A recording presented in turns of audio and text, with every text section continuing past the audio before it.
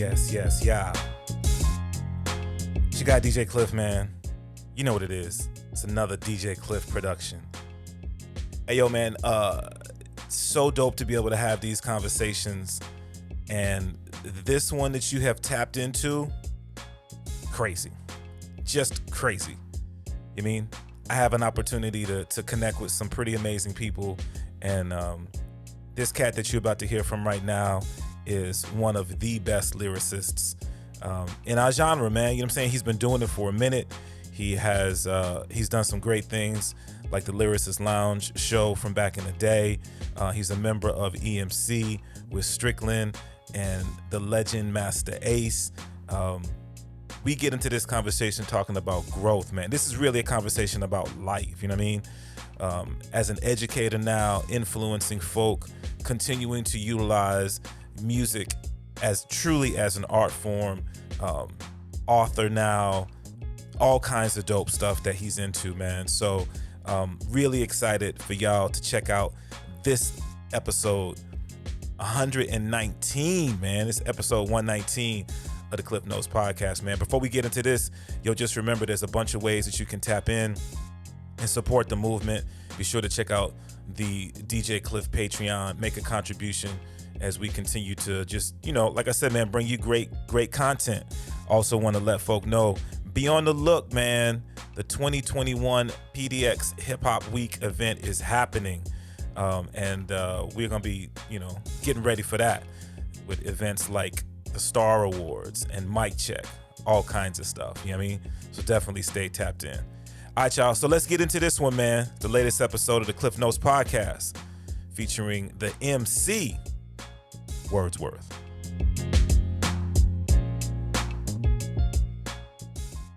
Support for the Klyph Notes podcast comes from Akepele Apparel, an idea born from a love of hip-hop, funk, and soul music and its surrounding cultures. With fashion being a huge visual part of the cultures, they've created expressive images to pay homage, invoke nostalgia, and showcase the elements that make up the lifestyle and cultures of these genres. Akepele, apparel for the music lifestyle. For more information, check out akepele.com. That's AKEPELE.com.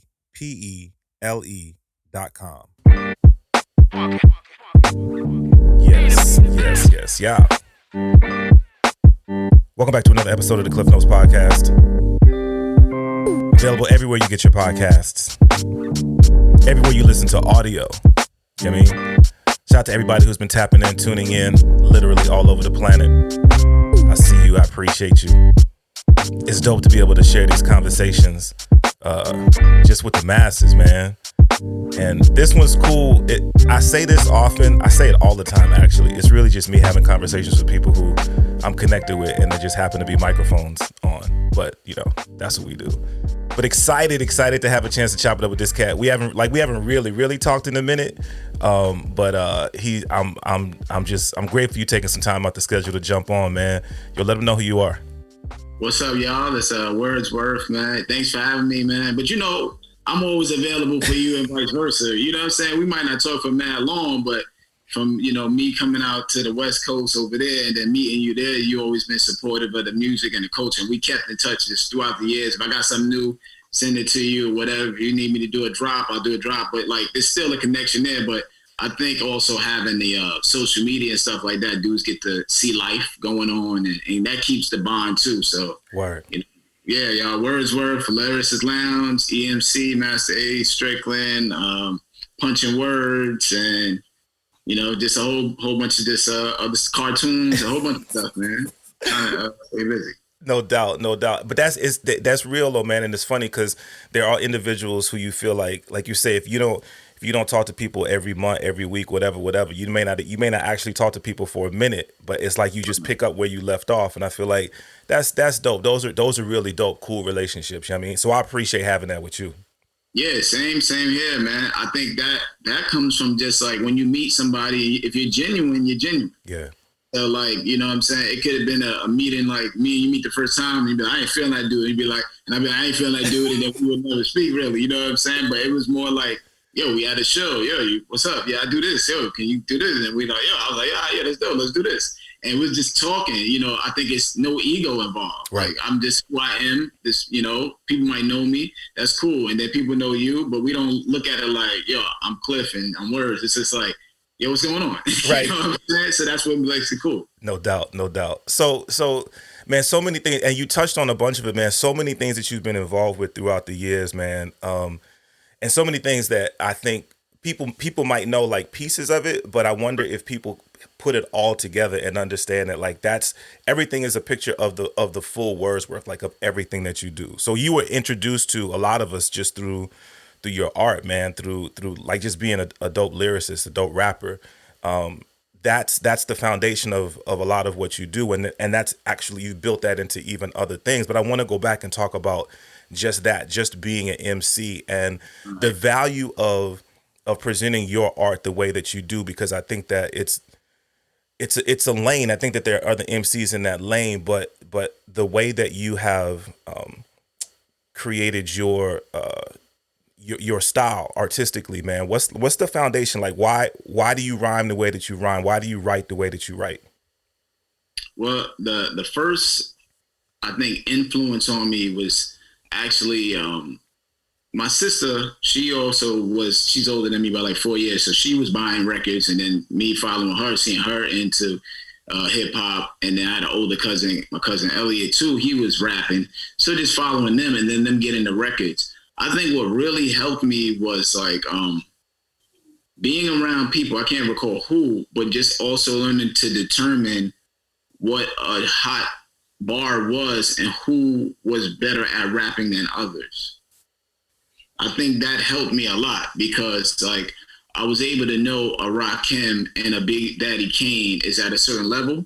And then my favorite was Cool G Rap, you know, and then I bought Ace album before I even knew Ace. So I think that was key to me being who I am, is just being able to acknowledge a bar. Because if you don't acknowledge like the standard, then you're kind of just saying anything. Right. So that when I'm acknowledging how good somebody can rap, if you're an athlete, you know how well somebody can play, then you go to the gym more. So me being able to acknowledge G-Rap is my favorite and the respect he was getting, then I was like striving to be as good as G-Rap. Word. So that's when that self-awareness and critiquing came into play. And that's how I'm able to sustain this long, because of my quality control.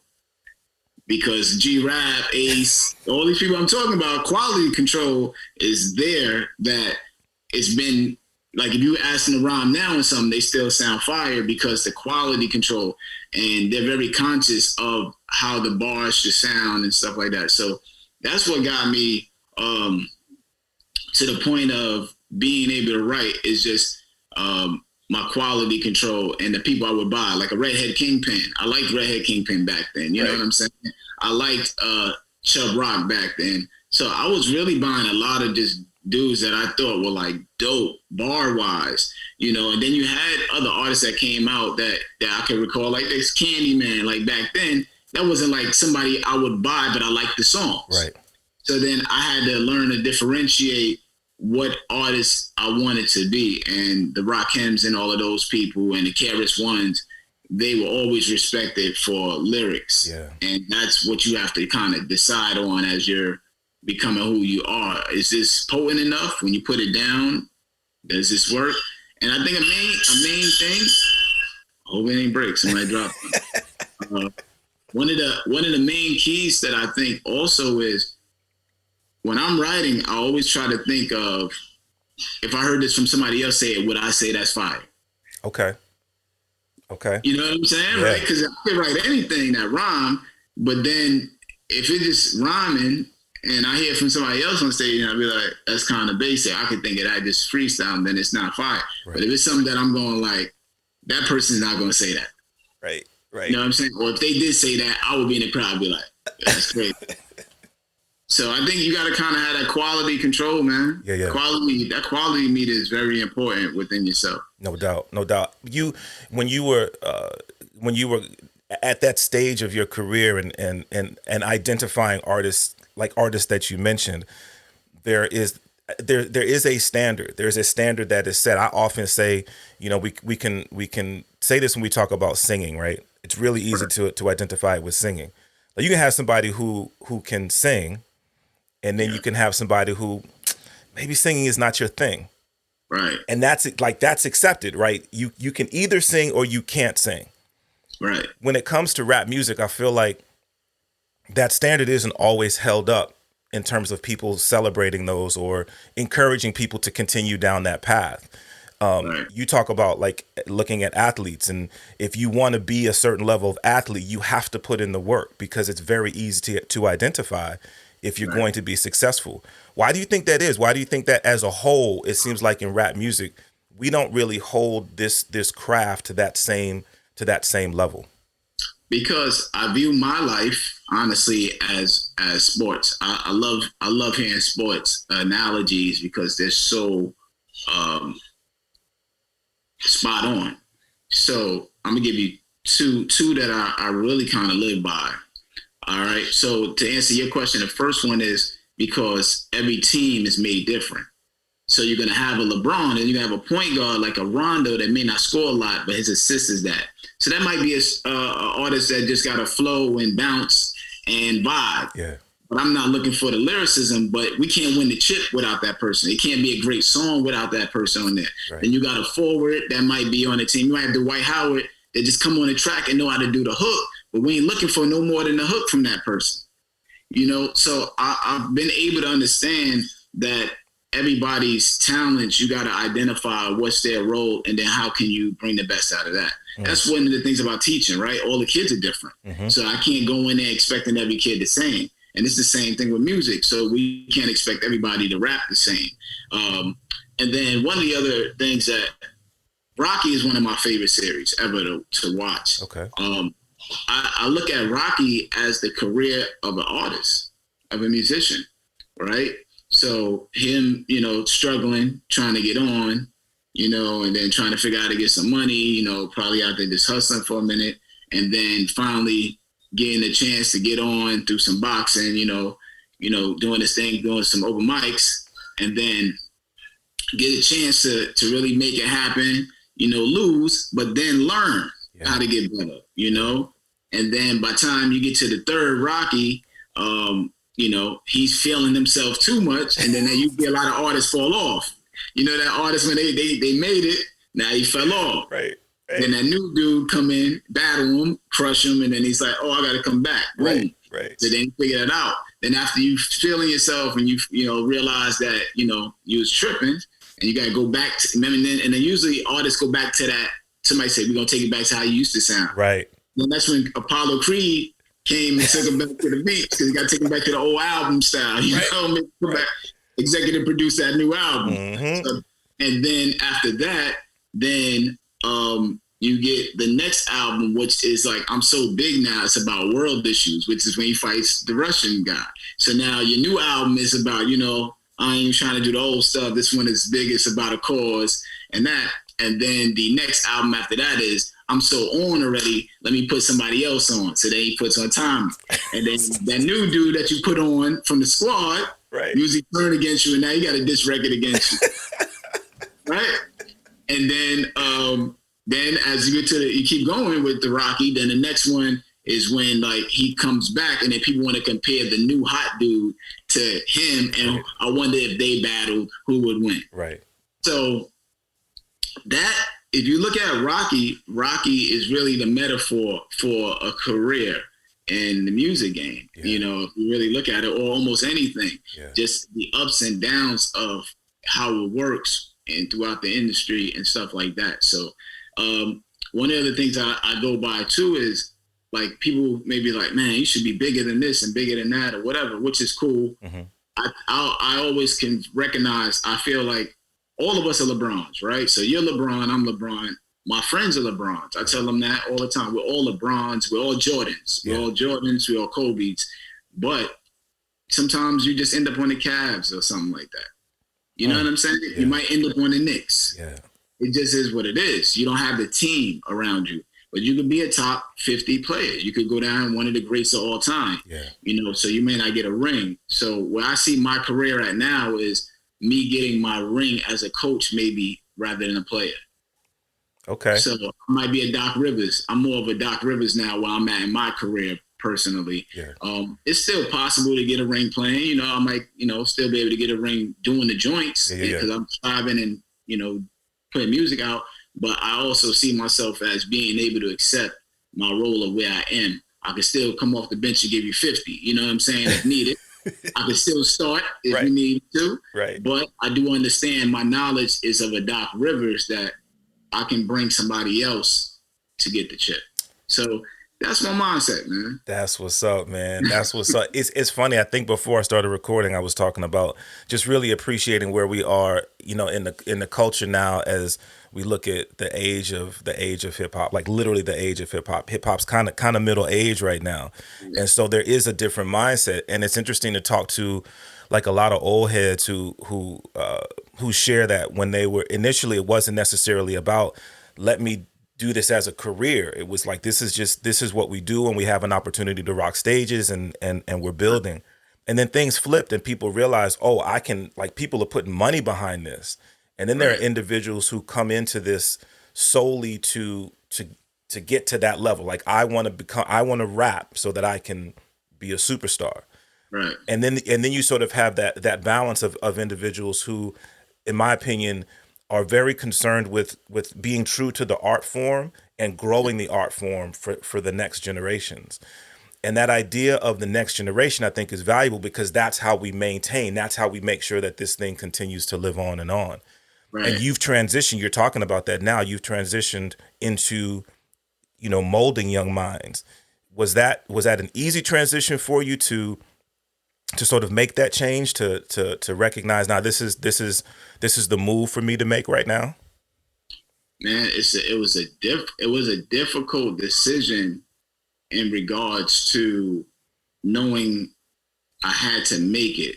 So what I mean by that is, as an artist, you're like so kind of like self-indulged because it takes a lot of you to make this stuff that you're trying to give to millions of people. Yeah. So you're like trying to find time for you to do this. You need to do this. You need to do this. So it definitely was like different as far as like thinking about once I was going to do it and commit, I kind of felt like I may lose me. So there you go with that. It wasn't hard to decide on doing it when I got asked to do it because the reason why I became a teacher was my youngest was failing. This is like 5th grade. She's now in 10th grade. Yeah. She was failing class. And I went up there and I was wondering why her grades took a tank and she had a sub. So I was so livid. I went up there. The sub told me he's a veterinarian. He don't know what he's doing. That's what he told me. So I'm so heated. I'm heated. I go to the principal. Yeah. I wait about an hour. And basically, long story short, so I tell the principal, like, you know what I'm going to do? I'm going to go become a sub so I can come teach her class because this is unacceptable. So I fill out the sub papers. I go downtown to the district and I'm dropping my papers. I'm about to walk away. This was the most defining moment in my life. So the lady, white lady comes from behind the counter and I'm walking away. And she's like, what's that for? I said, substitute. She said, oh, you don't need to be a substitute. There's too many like minorities and black kids that need you in the classroom permanently. Wow. And right there, within those 3 seconds, I said, all right, cool. Wow, dude. Because I felt like, my cultures needs me. A lady from a whole different culture and race is telling me that the culture need me. Yeah. And that question right there, I'm just going to be like, nah, I'm cool. I felt like instantly, like, if I just say no and walk out, I'm responsible for what comes down the line. Right? Because I had the opportunity. Yeah, that's I had the opportunity. Yo, somebody's telling me, not like, maybe if I do this, it's to help this and that. No, somebody came up to me and told me, yo, your culture, your race, these young black people, young Latinos, whatever minorities need you right now. Like, yo, it's like a war out there right now for them out here. Yeah. And I did that, and then that was it. I really had no feelings about it. Like I was like if I decide to do something, I'm gonna do it. Like that's how I always am. If I say like, yo, I'm going to go teach and that's it. Then I'll figure out the music stuff later. Right. You know what I'm saying? Like, this is more important. So this, like, the priorities are very hard to shift as an artist. Yeah. Super hard, man. I mean, being an artist is mad. I always say selfish because you're trying to put music out. You want to put music. You want to do video. But it's you. You want to do you. You know what I mean? You got family. I got to go film this. I got to go do this. It's a lot of individuality that deals with that. So it was the most important decision I made throughout my career ever. And it actually ended up blessing me with some of the best things in my life ever. That's crazy, B. You know, one of the cool things about social media is we get an opportunity to build over distance and and kind of check in on one another that way. And you used social media to really share your journey, this journey of going through and becoming a teacher, continuing your education. Was that just kind of a natural thing, or was that purpose? Was that important for you, for people to see you making that transition? Yeah, I think it was important for people to see it because a lot of us could be teaching, right? It's only, if you think it's 330 million people, I believe, in the country now. Wow. Or 300 million, something like that, right? I know it's up there. And it's only 2% black males in the classroom in the whole country. Yeah. So you can only imagine when we're complaining about what we see or the point of view and perspective of things or the way we come up or whatever the case is, because the examples aren't there to see. Yeah. So me being in the classroom allows a person to see that I'm rapping. So the students are like, Mr. Johnson, you a rapper? Oh, I just saw this and I know you do that. And how you a teacher? I didn't know you could teach and rap. Right. And I think that's one of the main things about why it was important to do it, because to show people that you can do it all. Mm-hmm. And I think I know as an artist, you feel like you have to put 100% into doing music. Right. And if you do anything else, now you're at 80% in the music, but you can actually do 100% in everything. You know, if you really want to, you can do it, you know? So I felt it was important to show people the growth. And I think because as an artist, it's hard to accept that you got to grow and move on. Yeah. And acknowledge where you are in your career. And if you are in there, how do you use where you are, maximize it? Yeah. So I felt like showing people I went back to college twice, you know what I'm saying? And showing people that I went back to college and I'm still doing and I dropped the album and I'm here and there. Like, at the end of the day, man, you find time for what you want to find time for. Yep. 100%, B.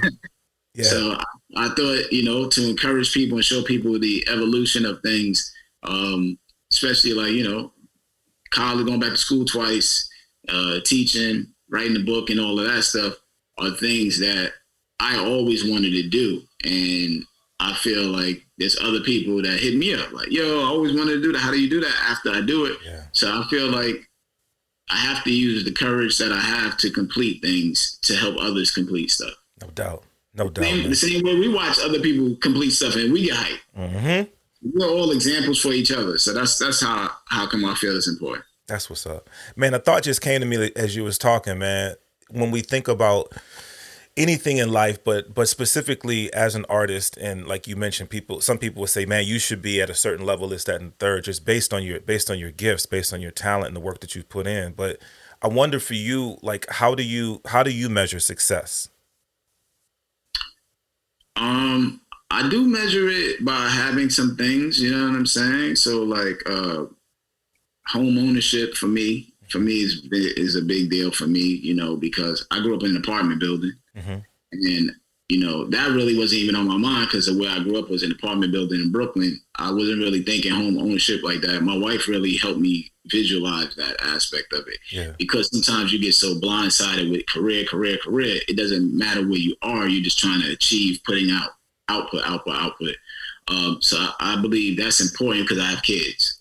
So in order for me to help generationally for us, I have to have these things that we own and stuff like that. So, so me being able to like own property and you know, I'm a landlord, you know what I'm saying? So stuff like that that's super important to me because of, we don't have grandpa's cabin. Yeah. Yeah. You know what I'm saying? Like we don't have that grandpa's cabin. And to me, I think that's one of those things I want to achieve, that my kids could say like, yeah, you know, let's go to the house grandpa left, you know, whatever, grandpa's cabin, you know, where they can go. It's paid off every summer. They can go there and vacation and stuff like that. So that's why a lot of this is important to me as far as doing the music and everything like that. It's just the fact that there are things I definitely think about. I'm definitely I should have from it. But I will be honest, like I think I have everything that I need from it. Word. I have everything that I wanted from it. You know what I'm saying? There's not nothing that I could say like, yo, I want to get this and that. Like, I'll be honest, I'm cool. I want more because of course you need more, because if you spend, you know, you got to make money to replace and stuff. But I think what I want to do is not necessarily get more for myself, but I want to do more that causes the domino effect to change the world. So that's where I'm at. That's where my mind is at mentally. That's why I like putting the book out and things like that. It's like when it gets in the hands of somebody or they read it, you know, it's like that, like Tupac said about sparking the mind down the line. Yeah. So I look at it like everything we're doing, like this podcast that you're doing, all these things, we're leaving a book of matches for somebody else. Yeah. Yeah. And they find it when they find it, but somebody will find it. Yeah. I mean, and that is the hope, that we use whatever gifts, whatever platforms we have to better our situation, and then hopefully to influence others, which I think it is a mindset. It is a decision that we make to do that, to not necessarily only look at self, but look at the impact that we have with the time that we have on this planet. No, I 100% on that.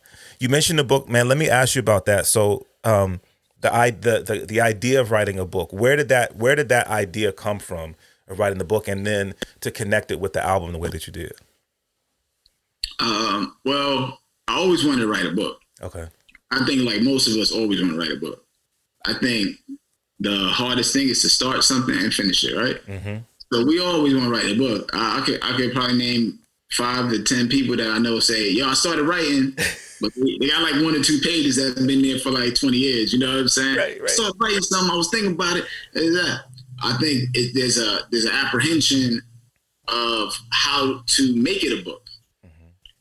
You know, even with me, like trying to figure it out a little bit, like what kind of book I wanted to do. So that was key for me, right? Like with everything I do, I'm always thinking of, I don't want to do something that's just to be doing it. Mm-hmm. You know, so like I don't want to write a verse if the verse ain't gonna be fire. You know, I don't want to put an album out if it ain't gonna be good enough. You know, so with the book, I started writing the autobiography book first, and that I still have. I actually have like a PDF of it. Oh, word. And, yeah, but it's not finished as far as like when I started writing and elaborating on it and asking my mom stuff. Like I remember me going with her to work. Like when you write an autobiography, man, we talking about you digging deep into memories, you know, and so I didn't want to cheat it. So the book, I have the album, I have the cover and everything. I got the book cover and everything. My boy DeMar Douglas did the artwork for the cover, and I got the cover art and everything. Like I have the whole book right here on my phone. Yeah. But I didn't feel like it had enough of the life instances in it to put out first. Okay. So I still was like, I need to put a book out. So I was going to put out a poetry book. And I figured what I would do is just put every album out as a poetry book. Oh, word. Because all the rhymes are poems. Right. They're already written. Right. Like, I don't need to write a new poetry book. Right. You know what I'm saying? Yeah. Yeah. Like, I got albums worth of poems. So I was like, what I'll do is, because a lot of people put poetry books out and it'd be like 20 poems, 30 poems. I'm up here like, I got hundreds of verses, you know what I'm saying? So, right. So like, I'm tripping if I'm going to go write a new one when I'm like, there's people that haven't even read these. Right. And there's people that heard them, but there's a huge audience of people that don't know I rap or ever heard I rap. Right. But they may read it and not even know I'm the rapper. Right. And then vice versa. So I was sitting there and so this is the book here, the New Beginning book, What Words Are Worth. So what I was thinking was, to be safe, that's my shortest album.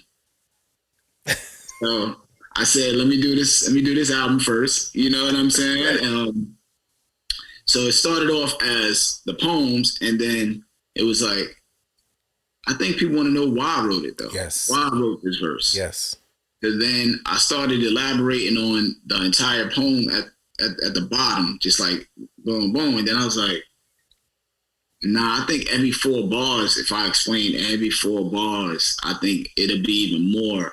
Because here's the thing, Klyph, you know me talking to you right now. So me and you are talking. So you know my narrative voice. Yeah. People out there in the world that know me as a rapper know my 16-bar voice. Right. Right. It's 2 different worlds. You know, it's like 16 bars could be like, yeah, that's a fire verse. But after that, it's a fire verse and you keep moving. You don't really necessarily know the person or the intention. So I also wanted to give a narrative voice that when you're reading it, you can hear why this bar is important. Because when I'm rhyming it, you know, I'm giving you so short, quick, boom, that rhymes with that. That makes sense. That rhymes with that. But it's really the elaborative part is missing. Yeah. You know, so I said, let me start doing that. Then the pandemic hit, and I said, I'm gonna do this book because I didn't want to come out the pandemic without nothing achieved. Say that. For real. For real. I didn't want, you know what I'm saying? Like I was like, so it was either gonna be an album, a book, it was gonna be something coming out the pandemic. Yeah. Because I didn't want to be like, I'm here at the pandemic, and then, you know, months later, I'm up here like, I ain't getting nothing completed. That was what happened. Yeah. So that's really the pandemic, and gave me time to sit down and write it, to be honest with you. Because now I'm writing volume 2, and volume 2, I've written most of it. Yeah. But it's not coming out as fast because I'm a word, you know what I'm saying? Yeah. And it's not the same vibe right now, but that's like, pretty much just like making an album, I would imagine, right? Depending on where you are in that, in life in that time, you put certain energies into an album, and then when you're in a different, you know, season of your life, the way that you're creating anything is just a little bit different, which can be cool because it can give it a little bit of a different vibe, but it can obviously take longer. It can take longer. You could run into a new beat. You know, you listen back what you got and say, it ain't finished yet. I need like one song maybe to talk about this. Yeah. So different things you might be missing, but I'm very keen on a deadline. Mm-hmm. That's another thing with what I think, which helps me stay on track. Yeah. Is like, I think everybody should give themselves deadlines. Even if you don't make it, you can aim towards that goal and it'll at least put you towards something. And one of the other things is having a partner for accountability. Mm-hmm. So that's another thing I live by too. It's like, you know, what helped me get the book done was Facebook. Oh, word? Yeah, tremendously. Because I would give an update, which made the people ask me what's up with it. Yeah. So I had my partners. Those were my partners. The people out in Facebook were the people that kept me accountable. Yeah. Because sometimes you can be working on something, and if you can tell your boys about it, but if your boy don't ask you, yo, what's good with that, and y'all just talking about life, you just drifting with that or whatever, right? But if your boy's like, yo, what's up? You got 2 verses? They'd be like, yeah, you know what? I'm glad I got to write a verse tonight. Yeah. So I think having a partner is very key a lot of times. I can hold myself accountable, get stuff done on my own. But to get that book, it was dope to be like, chapter 3, 4 more chapters. And somebody like, all right, yeah, that's dope. Boom, boom. You know what I'm saying? If you need help with this, you know, with this. And then me throwing the deadline out there. I should be finished in August. Yeah. So now I told everybody. People gonna hold you accountable, no doubt. Yo, you said August. Yeah. So I think that's cool. So I even have my other boys. We're working on another book that I wrote, like an animated film, and my boy was like, "Yo, let's do a Zoom every 2 weeks." So I've been doing that every 2 weeks. And one of my boys in there was like, "Yo, we got to be consistent though. We can't do that every 2 weeks and then we miss a week." You know what I'm saying? Yeah. So we've been doing that for the past 2 months, and now we got the script written for this animated film. Oh. So it's done. And then my other boy that helped edit my book, Brian, he hit me saying he would like to have a group every Monday. Let's meet up in Zoom and see where we are. Oh, wow. These accountability groups are very important, man. So I'm always down for that type of thing because I'm always working on something. So even if it's like me and you, Klyph, you like, yo, words, boom, boom. Let's try every Sunday morning. Let's just try to just chop it up, see where we are with it. Yeah. We know I don't want to let you down. Right. I'm going to be there Sunday with my stuff. You're going to make sure I got to get this done because, you know what I'm saying? I want to have something Sunday. It's like I credit a lot of that to my school, going to school. Yeah. Paper due on Friday. In life, you don't have a due date for your paper, so you just whatever. Right. Due dates, man. Due dates. Paper due on Friday is how I'm programmed. That's what's up, bro.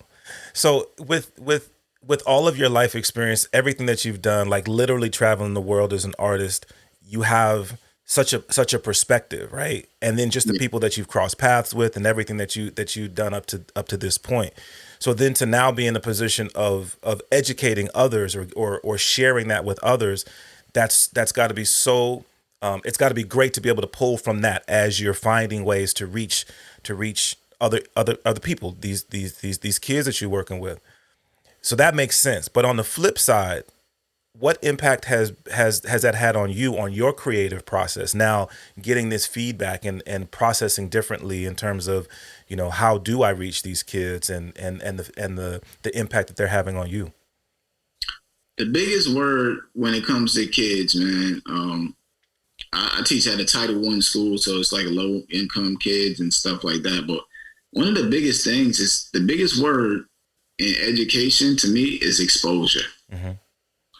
So me talking to them, realizing that, you know, they haven't been places, you know, or they can't get to the places. Like you talk to them and it's like, I might bring up like, oh, I've been here. And it's like, oh, really? They sometimes can't even believe I've been these places. So it's really trying to expose them. So the year before last year, because last year was kind of a wash with COVID, I took my class to the Apple store. Never been there. A lot of kids never seen the Apple store. Yeah. Apple store isn't just like in every mall. Right. You know, it's not just like up the block. Yeah. So took them there and the Apple store was so dope, man. Like the kids came in, they applauded the kids as they came in, giving high fives to them. Yeah. Everybody had a tablet and they had this huge screen to teach them how to make beats, and then gave them all like plug-in earbuds and they could keep them. Oh, wow. And then we had some time to let them just look in the store and walk around the store. Yeah. So they can actually go like, wow, I want to work here.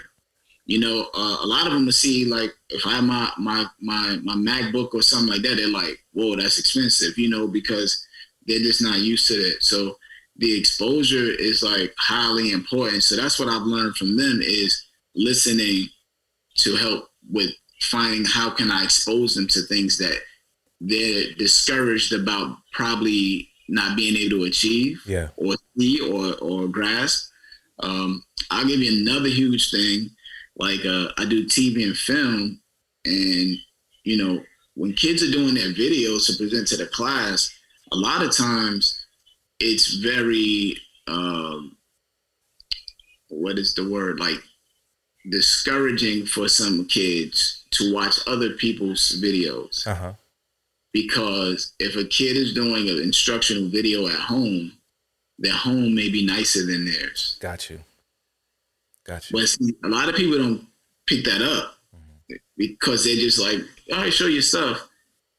They're not paying attention to the kid's response to how they look at the screen. So I'm very big on like listening to it, because I can see the kid's house. The kid's house is nice, but I also acknowledge that there's a lot of kids in here who are homeless, who don't have that means. So I have to be very attentive to catching that. And I think that's one of the things that a lot of teachers don't catch. Yeah. If you're not, if you don't know. Yeah.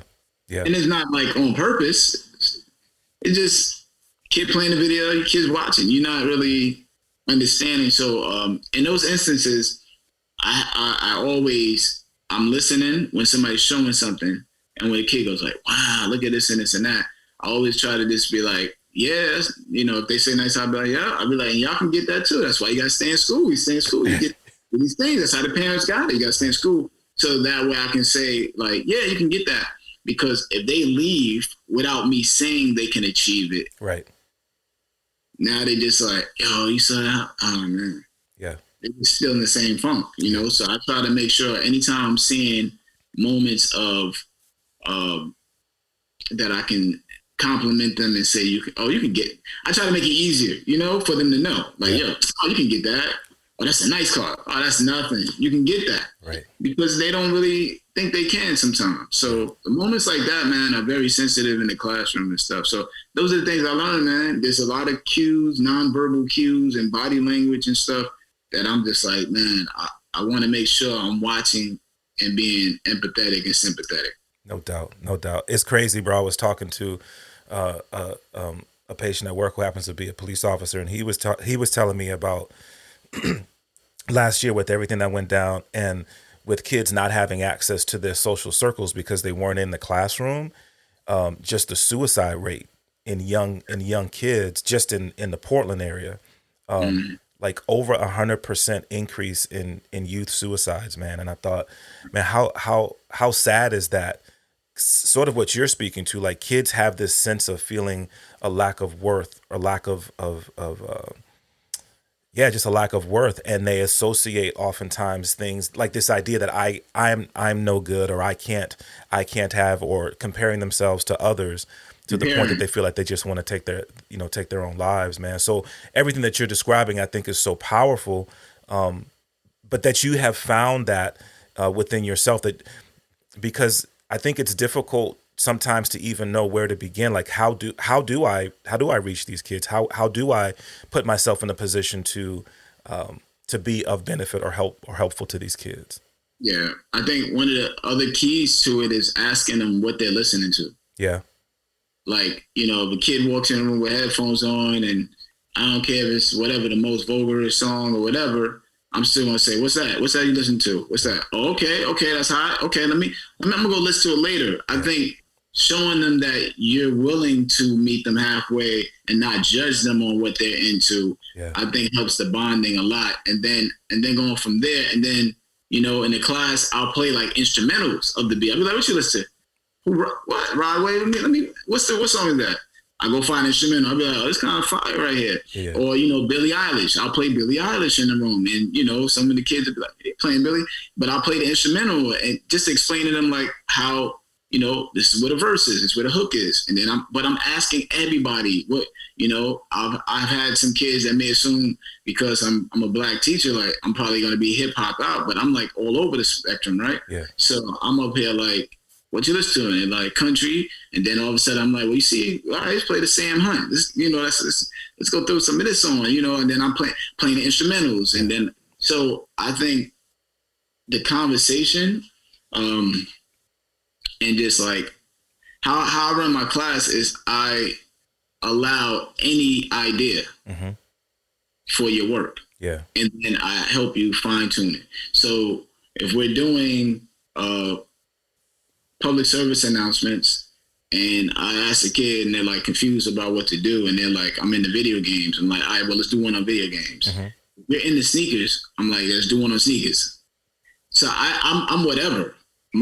So I tell them that straight up. I said, I don't choose your assignments. I just choose the theme of what we're doing. So if we're gonna do a documentary, y'all choose what you want to do. I don't pick anybody's stuff. I don't assign anything. Yeah. So really let them be creative. Really let them own the process. Yeah, whatever it is, they do it. And I got that from when I was in college. My professors let me write my stuff all in rhymes. Word. So if I didn't have them to support me and do that, I don't know who I would be. So I always thank them for that, because they could have been like, yo, you can't write this in rhymes. Yeah. And it wasn't like that. It actually was every teacher, every professor in college spoke about it to to the head professor, Dr. Hicks. I always give her props, and explained it to her, and they was like, yo, she explained to them that you need to support him doing that. Yeah. That's so dope. So my thing is, if you're a skateboarder, and I'll be like, you're in a skateboard, I'm doing it. All right, let's do it. I don't question anything you say. Yeah. You could be like, I want to do anime. Let's do it. All right, so how we doing anime for PSA? Let's do PSA anime. I'm like, I'm on it, and I'm showing the excitement for it. Like, oh yeah, that's what you meant. Let's do it. Yeah. Because I think it's the key, that to learn the strategies to what you like, you know. That's what's up, man. That's what's up. Again, so excited to see how you are kind of moving forward at this next season of life, man, as you're doing this and then paying it forward and having this positive impact on young minds. I just think that's so dope. I would be remiss though if I didn't remind people that even though you are excelling as an educator, you still nice with the pen, bro. Thanks, man. Thanks, man. Yeah, man. Appreciate it, man. I literally just recorded the intro to the new album. Like if I turn I was facing on the other side because I got the mic is right here. Yeah. And I literally just finished recording. I got it on my phone. I'm up here like listening back, playing it, just texting to a few people to hear the intro. Yeah. So I'm definitely like still in tune with doing the music, and because the other thing is my goal is to turn every album into a book. Nice. So it's key that the words are fire without a beat. Yeah. And that's my main thing. If I'm Wordsworth, then the words have to be valuable too, without the beat. Right. You know what I'm saying? So that's really my focus, is just trying to make sure whatever I write, when you read it, it's just as hot, if not hotter. No doubt. And I'm very conscious of that overall. Yeah. If I just give it to you and you read it and you never met me, do you say, oh, this is crazy? You know, or do you just be like, oh, that's cool? You know, nah, I don't want you to be like, that's cool. I want you to be like, yo, who wrote this? You know what I'm saying? Yeah. That's the vibe I want. So, and it's funny, B, because being here and being a curator and trying to provide opportunities for artists, in talking to artists and talking to artists about how they're putting music out, and like there are certain artists I really celebrate certain songs that they write, and they will say to me, yeah, that's dope, but I don't want to only make music like that because I don't want to come across as being too preachy or this, that, and the third. And I think I struggle sometimes with how do I identify a lyricist from really focusing on lyrics without it coming across as, oh, you have to be preachy. You know what I mean? I think oftentimes it's so funny to me now that some of the most celebrated popular rap songs are a hook with like 4 bars and the rest of the song is hook. Yeah. I get it kind of, because that's, for in terms of being commercial and really being catchy and trying to sell something, I get it. But it's like, don't forget the foundation of rap. It is lyrics, man. Yeah. And I know some of that for me is just, I'm an old head. You know what I mean? I get that. I don't think it deals with an old head, though. I don't think that deals with an old head. I think that deals with preservation. Yeah. Right? Yeah. Like, I think we have to be trying to preserve some things. It would be the same thing. I would say, why are coaches like older than the athletes a lot of times? Come on, say that. You get what I'm saying? Yeah. Or you got coaches that are like 70 winning championships with young kids. Yeah. And those young kids, they buy into what the coach says and win. Yeah. Or they play and they do this. So it's really about preservation of some basic things that somebody has to preserve it. Yep. No, so I don't think it has nothing to do with being old. I just think it has to do with the process of preservation with anything. You know, there's recipes in food that generations. Yeah. You don't add nothing into that extra. Yeah. And it still tastes as good, you know. So I think preservation has to be respected. You know, and 100%. Because that's important, man. Like this art form, it does need to. It has proven to be so valuable in so many ways in terms of telling the story, telling the story over generations, but then also in terms of providing opportunities for people. And if we don't preserve it, it will go by the wayside and it will lose its value to the world. So. No. Yeah, I got, you know, so I had kids that would come into the classroom and say, Mr. Johnson, you ever heard of Big L? And I was like, I'm like, yeah, nah, he's nice. He's like, yo, Big L is fire. And like, they come in telling me stuff. So it's out there because it's way more accessible to run into it through YouTube. Yeah. One of the things I love is Pandora. So my daughter, one day, she's listening to songs and she's like, I like this song from Cunning Linguist. Yeah. And I'm like, oh yeah, I know them, you know, like, you know, and I'm like, but she's listening to that, but then the Pandora, then all of a sudden, you know, she's Beyonce. Yeah. So I think Pandora is one of those things I love because it just brings you all around. Yep. You know, like a Spotify, I love that too because, you know, you listen to Little Brother and then they suggest me and then you might want to mess with me and then you know, might listen to Odyssey and then they suggest me. So it's like all over, or it might be a Roots and be like, oh, that song is like this and it brings you to that. So I think it's there. I think it's become so more of a business. That's where it becomes kind of touchy because the business aspect of it, the kids are learning earlier. So I know kids that they love Big L and all that, but when it's time to make their music, it's a vibe, you know, it's all about a vibe. Right. So they know it, and but it's just one of those things, man. We just got to keep preserving it, and the only way we really can preserve it is, remember, it's still young. Us putting out quality as examples. 100%. 100%. You know, like a Kendrick and a J. Cole, they just got to keep putting out music. You know those are the guys that the kids look up now and say that, you know what I'm saying, that's who they like in that capacity. They sell a lot of records and they do that type of messaging. So I think as long as they stay consistent with it, there's a lot of other artists too as well, but I think the preservation will remain though. I don't think it will really get soiled. I think it's just the fact that we don't hear who we like as consistently on the radio in a commercial atmosphere, so you feel like your generation is no longer there, the quality isn't there. But I think the quality is there, you know, still. I just think times are going to change, you know what I'm saying, as far as hearing it. And it's up to us, I think, as curators, radio DJs, whomever, to make sure that we're continuing to put that to the forefront. Because now there are so many ways for people to consume art.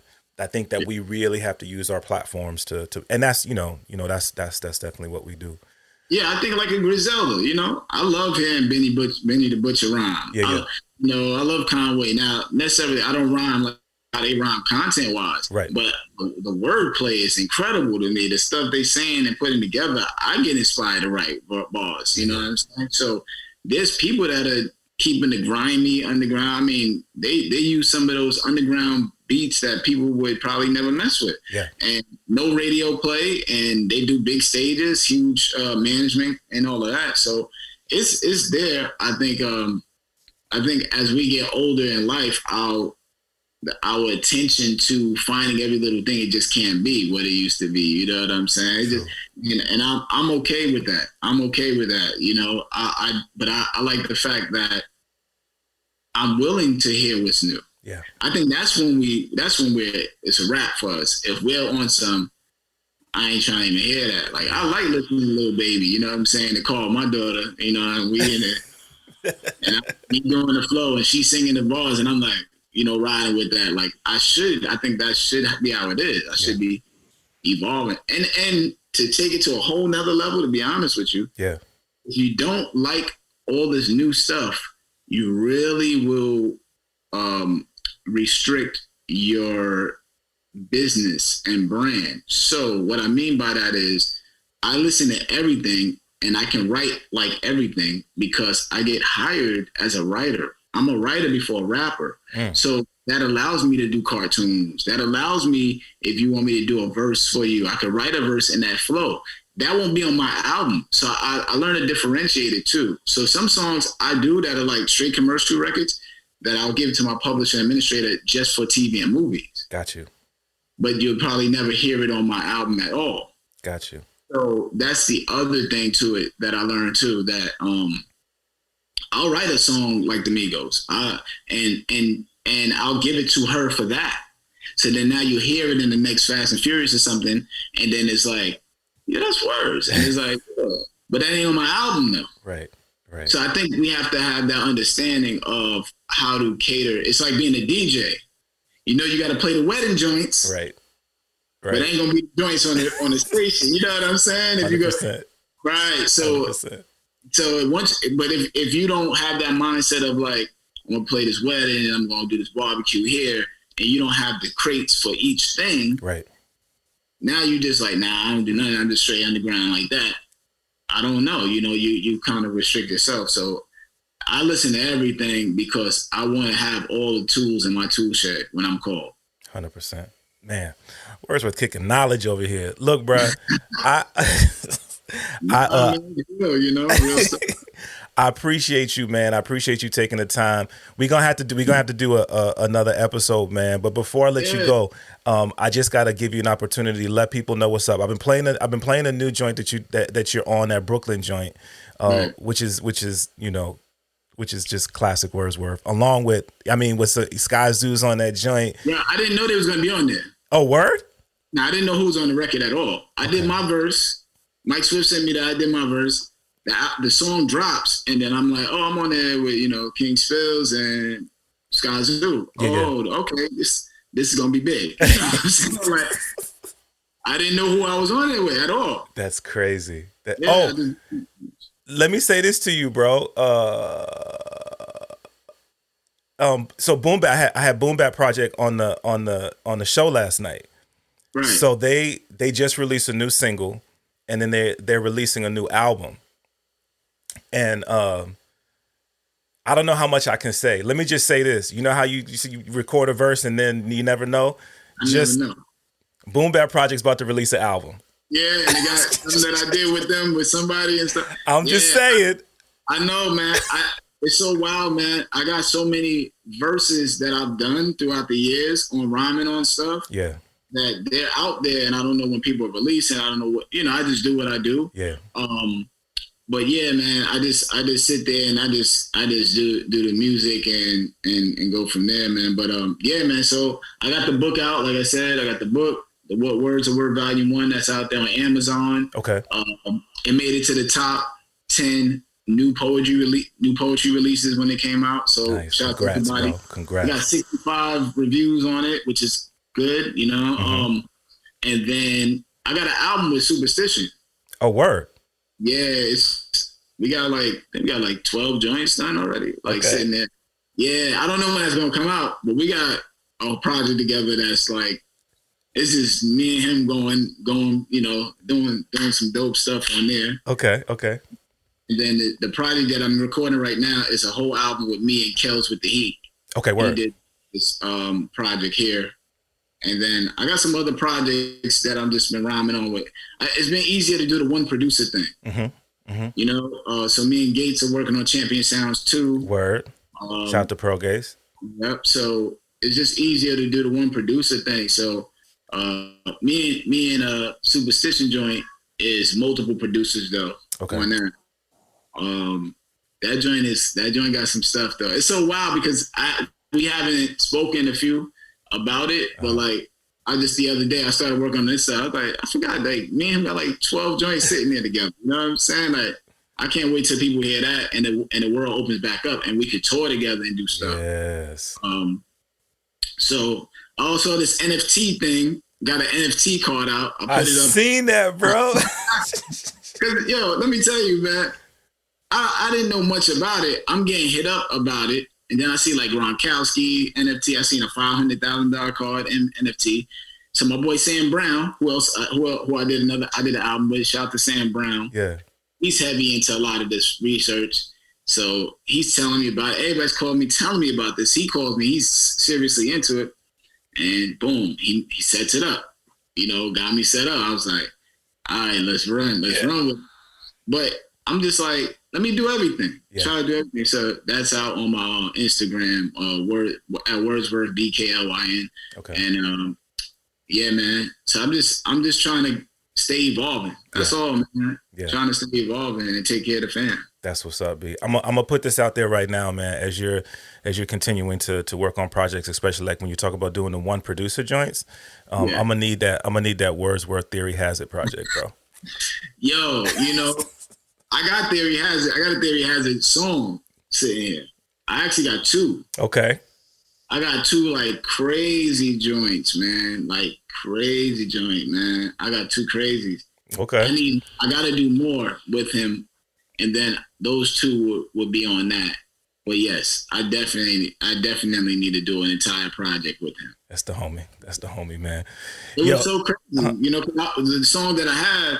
It was to the point like I was gonna like put it on another album with another producer because that's how much I like the song. But me and him got to do like an entire project. That's what's up. I'm gonna be on him. I'm gonna be, yo, man, you got to keep send folders to Words till he's be all right, bro. That's enough. Let me tell you something. To be honest, man, he's one of the best producers I've ever heard. Honestly, and then when I hit him back after hearing those long reels, I got like a whole bunch of the reels here, and I play those reels. Some of the beats be going quick, you know what I'm saying? Or it just is what it is. But like, that's my honest opinion. He's one of the best producers I've ever heard. So yeah, we definitely could do a project together if that's the focus. If he say, yo, this is what it is, I'll listen to him. But I'm down for sure. That's what's up, man. I'm out here making trouble. Nah. I always wanted to do one though. Honestly, I did. I always wanted to do one. Like I said, I got two joints from him here. But bouncing around with whatever got going on, it just is what it is. But he could tell you, I actually got a document with every beat that I want with the time on it. Oh, word. I got a document here, man. So it's not like I'm not thinking about it. Yeah. But I do have a document that I wrote, and it has, oh man, it's so wild that you said that. But yeah, man, I'm not playing, man. It's just the way the world is sometimes, you know what I'm saying? Like, no doubt. Timing, you know what I'm saying? Hey, yo, real quick, man, if people are trying to tap in and if they want to stay up on what you're doing, man, especially like you said, as the summer gets here and things start opening up again and you might have the opportunity to hit the road, man, how should people stay connected with you? Hit me on Instagram. I'm easily contact me on Instagram. And then you can also hit me on Facebook. I'm very accessible, and stuff like that. So if I share my screen, I can show you the document. Okay, hold on. Let me do this then. All right, yeah, let me see this. I might have to cut this out. I don't know if you want everybody to see this now. It doesn't matter. It's the reel. Okay. It's every reel, every time for the beats I wanted. Okay. So I can share the screen, right? Okay. Let's see. All right.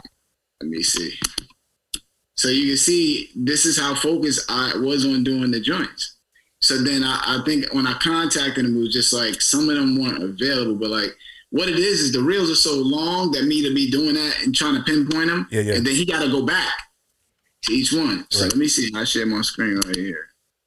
Oh, you got to host disabled attendee screen share. So you got to open it up for me to share the screen. Okay. I don't even know how to do that. Hold up. Let me see. Did that do it? Let me see. Nah, it didn't do it yet. Oh, yep. There we go. Let me see. Desktop. Share desktop. Open preferences. Allow Zoom screen share. Let me see this preference stuff talking about. This is crazy. Yeah, but it's all good, man. I wanted to so I could show you, I guess, screen. Oh, you know what? Nah, and it may be because I'm recording the situation. Okay, it's all good, man. But I do, man. Let me see, share computer sound and all that. Let me see if I can share now.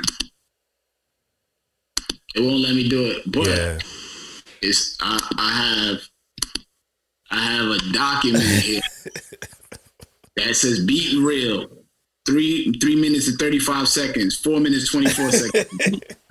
Beat real 30, 2 minutes 45, 3 minutes 38, 7 minutes 15 seconds. Beat real 31, 5 minutes 20. Beat real 33, 30 seconds in, 2 minutes and 5 seconds in, 3 minutes. Beat real 34, 54 seconds in, 5 minutes and 32 seconds. Beat real 35. I got all the beat reels from 29 all the way up to almost to 40, 44. Then I go beat real 100 and beat real 101. And each of them got timestamps of at least 3 or 4 timestamps. That's how many beats that I picked from in here. Oh yeah, that's an album. That's an album. Yeah. So no, he's one of my favorite producers. It's just one of those like, just got to get it done. You know what I'm saying?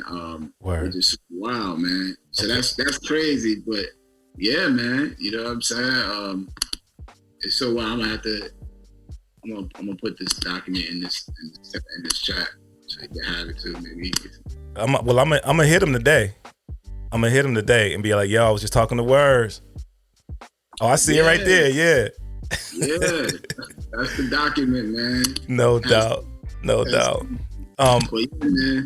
Brother man, look, thank you so much for coming through. Like I said, it's been a minute, but it's always cool to connect with you, man. Yeah. Excited for what's coming, you know what I'm saying, for not just with new music, but what potentially will come with you getting on the road. And I wrote a musical too. So that's something big that I'm working on too. I actually have half of the musical recorded in my phone. Oh, word. Yeah, man, I wrote a musical. So that's one of the other big things that I want to get going too, is a musical. So I got a lot of the songs recorded, so that way when I start doing auditions within the next hopefully year or so, that I can start dishing out maybe parts of it and people could audition. So that's going to be down the line. But yeah, I got a musical written, man. That's what's up, man. That's one of the other things too. That's cool, man. That you're diversifying that way, and it's all just a part of the foundation of the stuff you've done in your career, man. Yeah. So I wanted to make the effort out there. That's what's up. Wordsworth. Check them out all over the place, man. Check them out on Instagram, like you said, and connect. Let me just give a couple shout outs, man. I got to give a shout out to Akepele Apparel for their support of the Klyph Notes podcast. I'm rocking the Hip Hop Boulevard tee right now. Yeah, I see that. You know what I'm saying? They just released their fall lines. You got to check them out. Akepele Apparel. It's AKEPELE.com and get your fit. And then I know you got merch. I do have merch, man. I usually have it on. I usually just go direct with it through Instagram and everything like that. I do have a website, but I don't have the merch connected to that. I also have it hooked up with one of, I think it's Printful, if I'm right. I got like a page on there. So yeah, I got some merch, some shirts and things like that. So yeah, I got merch too. That's what's up. People can tap into that. And then once again, man, remember you can listen to the Klyph Notes podcast everywhere you listen to your podcast. We on Pandora, as we were talking about. We on Spotify, Apple Podcasts, Google Podcasts. We on Audible. We everywhere, man. So definitely tap in, share, let everybody know. I'm glad you said that Audible. I have an Audible version of the book too. Oh, word? Yeah, so I have it recorded and done. I just got to keep fixing little things so they approve it, like a few seconds here and there. But I have an audio version of the book. I have the audio is done. Oh, that's what's up. Yo, let me know when that's available, man, because I definitely want to let people know. Yeah, and I can send it to you ahead of time, and you can just rock with what I got of it. They just have like little technical stuff that I need to get fixed, but okay. Yeah, I can send that to you whenever you want it. That's what's up, man. That's what's up. And then of course I can't do this situation without the homie. Speaking of Theory Hazit, big ups to him for creating the official theme song for the Klyph Notes podcast.